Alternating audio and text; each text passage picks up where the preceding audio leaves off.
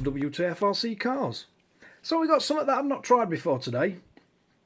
We've got the Inner Fender mudguards for the Slash Ultimate 4x4 low centre of gravity chassis.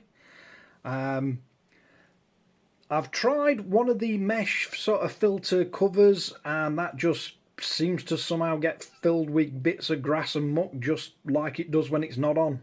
I think it gets through the gaps around the bash bars at side, sort of in this area where the bumper bars come out. It just goes up in there and clogs everything up. So, ordered this one.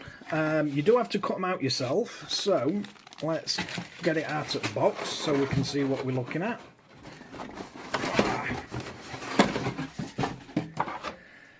So, this is what turns up.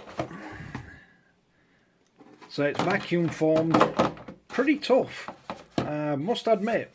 Really surprised. You really have to push on it to get it to flex.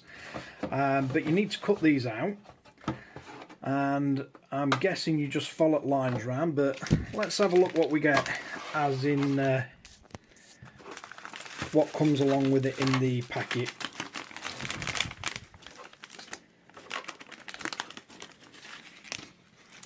So we've got, get everything emptied out.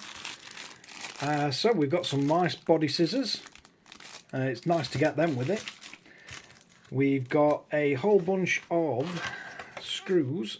What's this? Have we got a sticker? Yeah, we got some stickers. So I'm guessing they go where your normal side bumper bars go. And hot racing, pay attention. You get instructions with Scorched Parts. So yeah, it looks like what we have to do is just follow them lines round. They're all nicely defined on the actual on the mould, so it should be quite easy to follow them round. And yep, so nice, easy to follow instructions. It looks like they've spent a bit of time looking into airflow and everything. That's nice. Good advice if you're running on 3S. Keep some fans on it, keep temps down.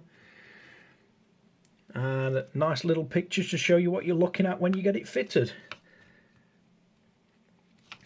So it's just a first look at it. We'll get it cut out and fitted in a later video. But yeah, Scorched Parts. Inner Defender mudguard for the Traxxas Slash 4x4 Ultimate low centre of gravity chassis.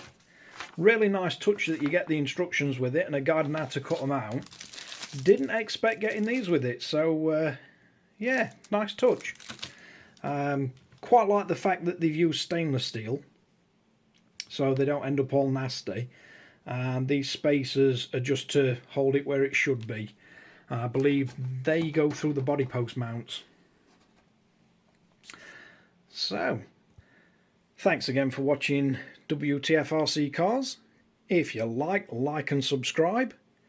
Don't forget to hit the notification bell to get notified when we get the video for this fitted to the actual car. See you guys again next time.